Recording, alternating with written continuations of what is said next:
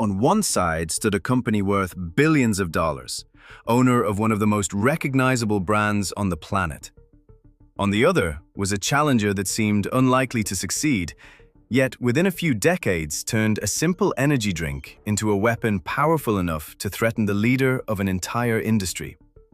Between them unfolded a silent war that would move more money than the economies of some nations and influence everything from convenience stores to sporting events watched by millions around the world. Today, when someone walks into a supermarket, a gas station, or a convenience store, the battle appears simple.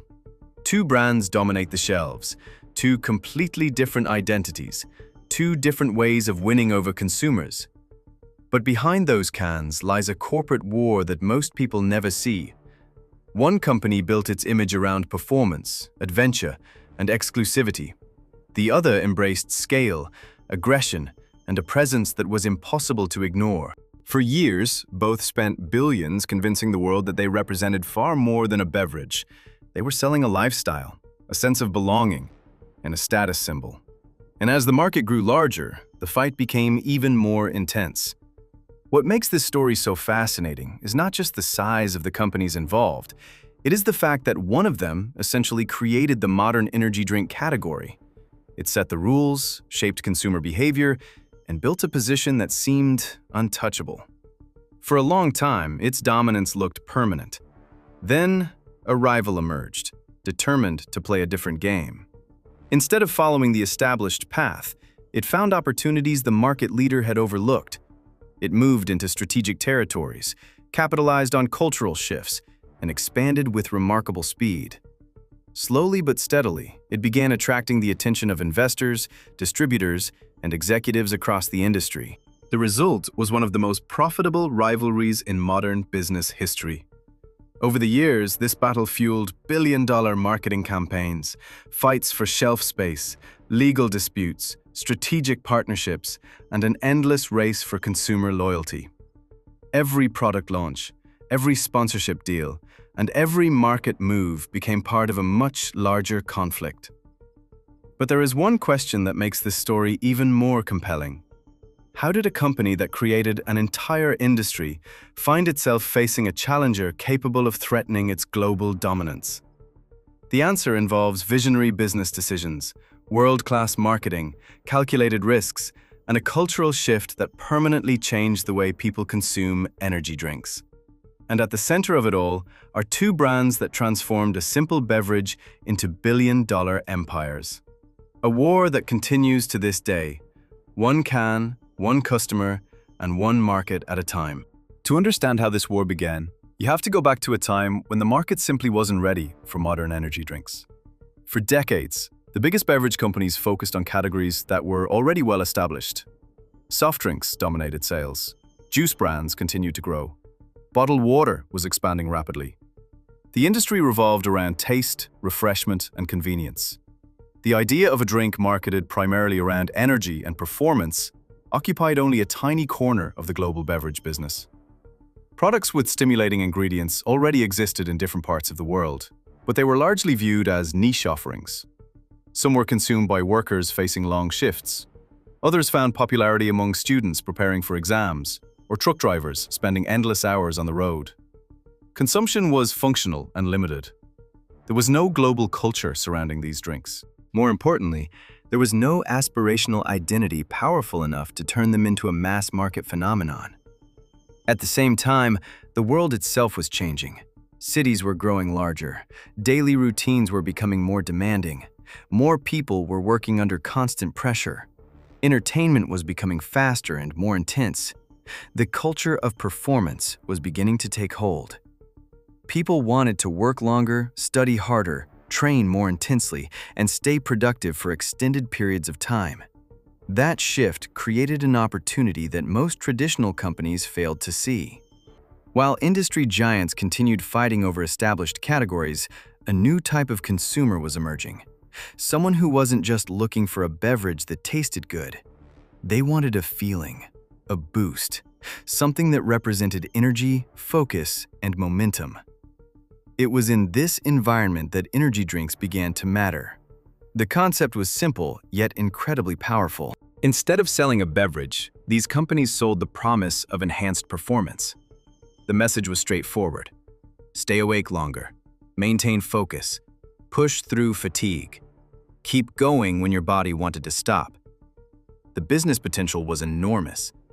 Unlike a traditional soft drink whose value depended largely on taste, energy drinks could command significantly higher prices. They weren't competing solely on flavor. They were competing on perceived benefit. If consumers believed the product gave them an advantage, they were willing to pay more for it. Few beverage categories offered margins that attractive. But there was another factor that made the opportunity even more compelling. Energy drinks created the perfect foundation for building powerful brands. Instead of competing through recipes or ingredients alone, companies could connect themselves to emotions, lifestyles, and entire communities. It was a category built for modern marketing. Extreme sports, speed, music, competition, endurance, and youth culture could all be directly tied to the product. That created a remarkable advantage.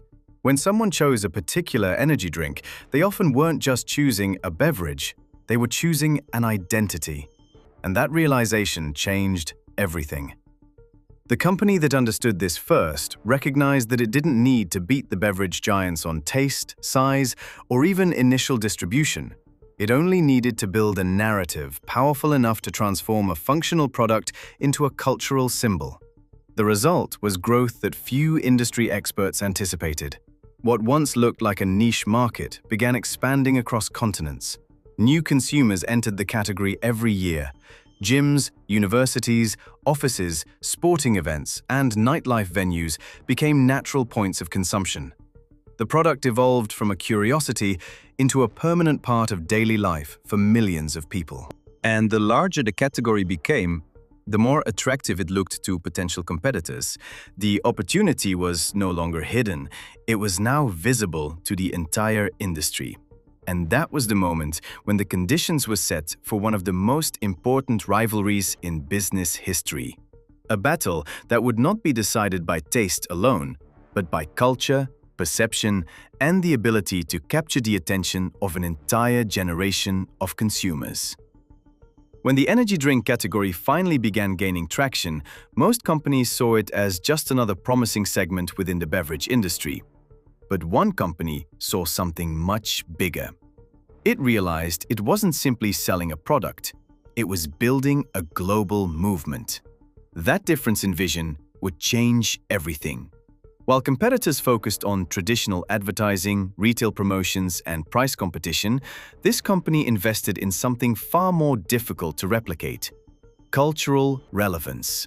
Instead of trying to convince people to buy a drink, it created experiences where the drink became part of the story. The strategy seemed risky at first, but it proved extraordinarily effective. The brand began attaching itself to extreme sports, motorsports, motocross, snowboarding, surfing, aviation, and events that embodied speed, risk, and performance. The product stopped being just another beverage. It became a symbol that appeared in moments of intensity and achievement. Every event reinforced the same message: energy, movement, performance, freedom.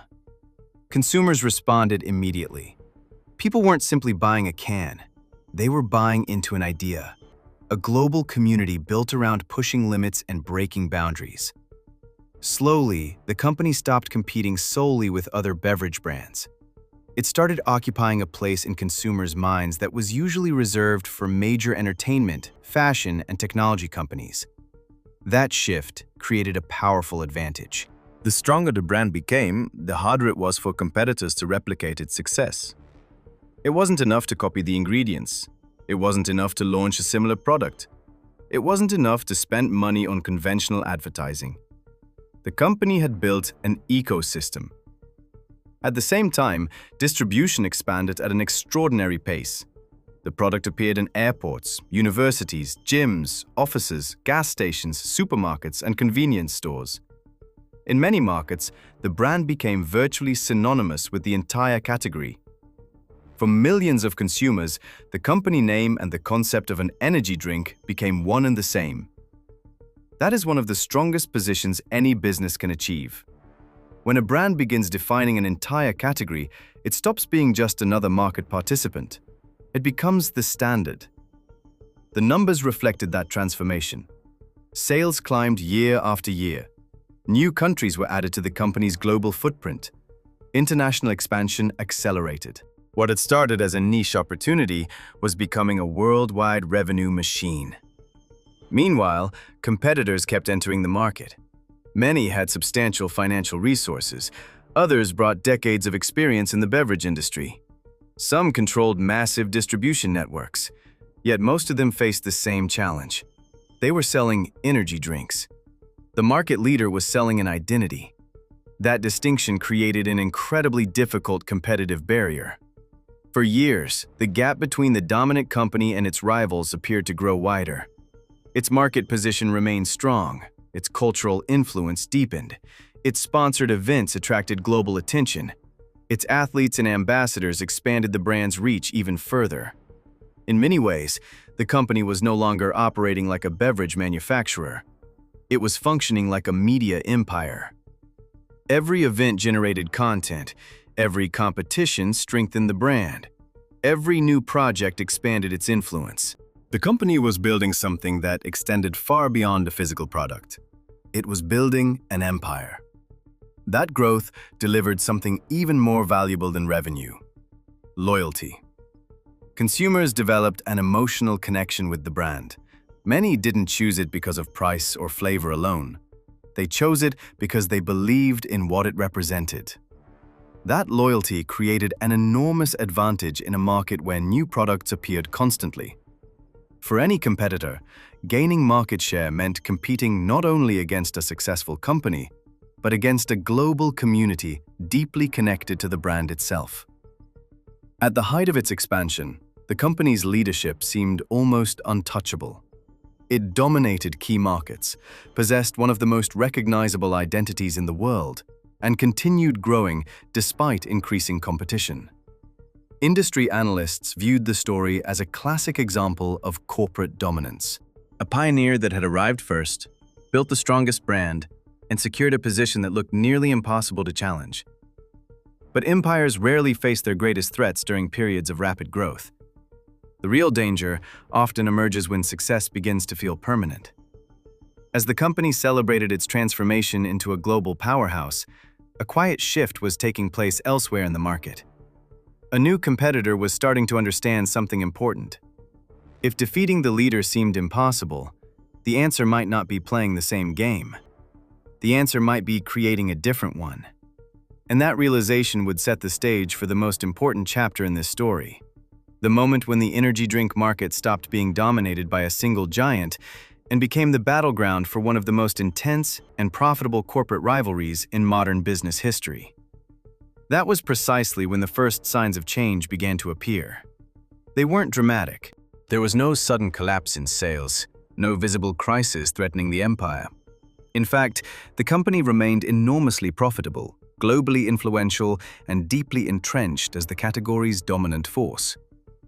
The problem was that the most dangerous threats rarely arrive in obvious ways. They tend to emerge quietly, at the edges of the market, where few people are paying attention. As the industry leader strengthened its position, a new generation of consumers was entering the market. These consumers had different habits, different cultural references, and different expectations.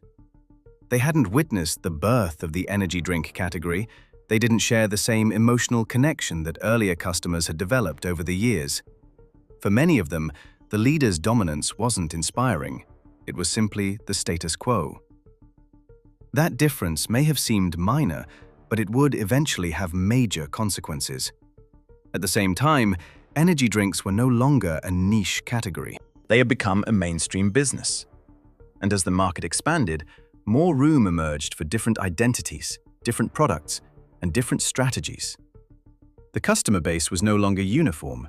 Some consumers were looking for athletic performance. Others wanted energy for work or school. Some connected with motorsports and action sports. Others identified with entirely different lifestyles. The market was fragmenting, and fragmentation creates opportunity. It was in that environment that a rival began gaining momentum. At first glance, its strategy appeared straightforward. Instead of trying to imitate the market leader, it built a distinct identity of its own. Its branding was more aggressive, its messaging was more direct, its shelf presence was impossible to ignore.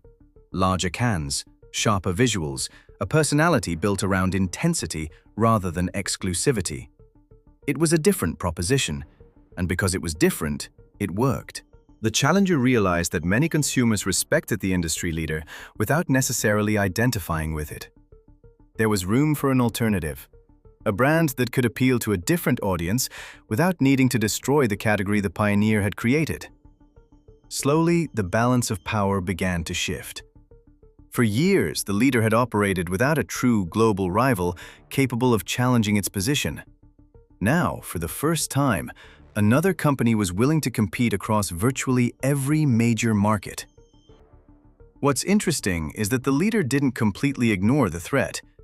Executives tracked the rival's growth, they monitored performance metrics, they analyzed trends and market developments. But there was a logical reason why the full scale of the threat remained difficult to see. The numbers still looked strong. Brand recognition remained unmatched, sales continued growing. International expansion was still moving forward. From that perspective, it was reasonable to believe that the challenger was simply another participant benefiting from a rapidly growing market. And for a while, that assumption appeared correct. The category was expanding so quickly that multiple companies could grow at the same time. Rising revenues across the industry helped conceal deeper structural changes taking place beneath the surface. While the market grew, the rival quietly strengthened its position. Its distribution network improved. Its cultural relevance expanded. Its brand recognition increased. Its influence within key consumer segments became harder to ignore. The shift wasn't happening overnight. It was happening gradually. And that was exactly why it was so difficult to recognize its true significance. Another factor stemmed from the leader's own success. Companies that create entirely new categories often develop highly effective systems, strategies, and operating models. Those systems are responsible for their rise. But in some cases, they can also make adaptation more difficult when the market begins to evolve. Not because the company is making foolish decisions, but because the very things that worked in the past shape how leadership interprets the future. The industry leader had built its empire through premium branding, aspirational marketing, and deep associations with performance, adventure, and elite experiences. That formula had generated extraordinary results for years. Changing it dramatically without a clear reason would have introduced significant risk. From a business perspective, staying the course seemed perfectly rational. But while the company focused on protecting the strengths that had made it dominant, its rival continued exploring new opportunities.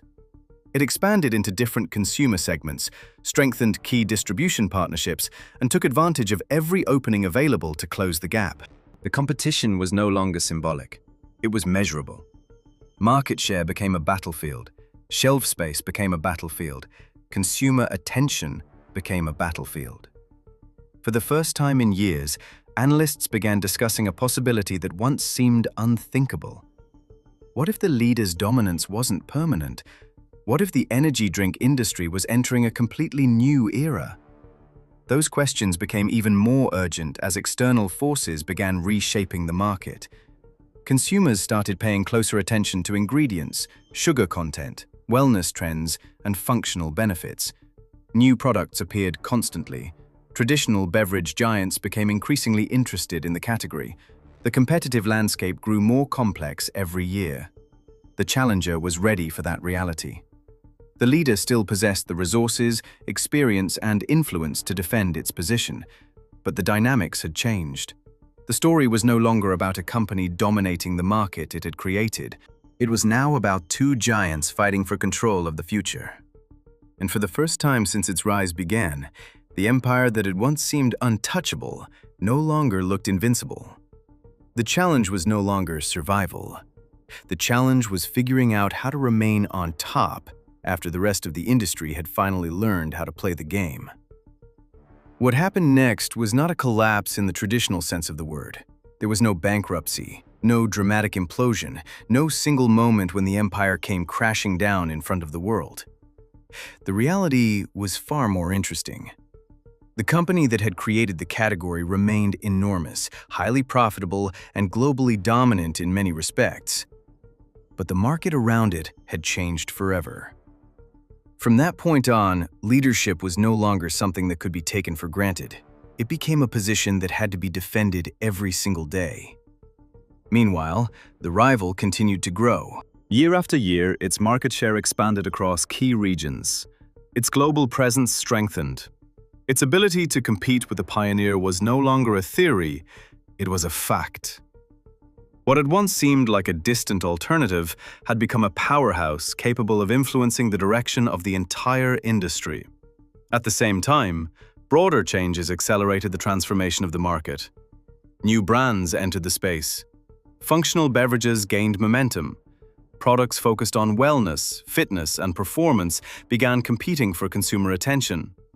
An industry that had once been defined by a single dominant player was becoming larger, more diverse, and far more competitive. That shift carried important consequences. Most importantly, it marked the end of an era in which one company could single-handedly define the future of the category. Innovation became mandatory. Adaptation became constant.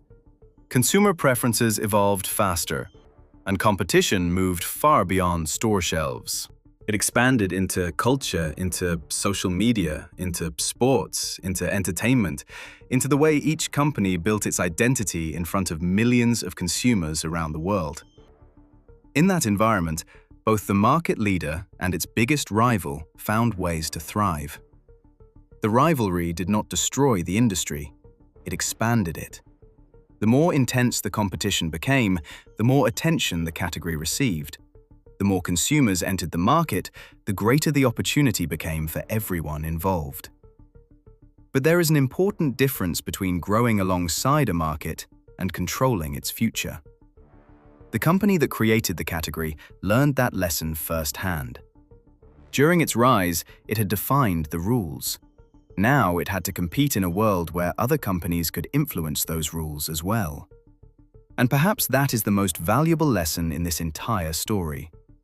The greatest threat to a market leader is rarely a lack of talent, rarely a lack of resources, rarely a lack of experience. More often, the real challenge emerges when past success makes it harder to recognize future change. Because markets evolve, consumers change, new generations arrive, and advantages that once seemed permanent can weaken far faster than anyone expects. The story of Red Bull and Monster is not really a story about winners and losers. It is a story about competition, about how one company created an entire industry and how another found a way to challenge what once seemed impossible to challenge. One built the market, the other proved that no market belongs to its creator forever. And that may be one of the most important laws of business. Power attracts competition. Success attracts challengers. Dominance creates opportunity for those willing to take risks. The larger the empire, the greater the reward for anyone capable of threatening it. In the end, companies change, products evolve, strategies shift. But the underlying principle remains the same. Innovation builds empires. Execution strengthens them. Competition tests them. And time decides which ones remain relevant. Because in business, the distance between dominating a market and fighting to defend it can be much smaller than it appears. If you enjoy stories about the companies, rivalries, and decisions that shape the global economy, subscribe to Inside Tech Empires and join us for more deep dives into the businesses that change the world.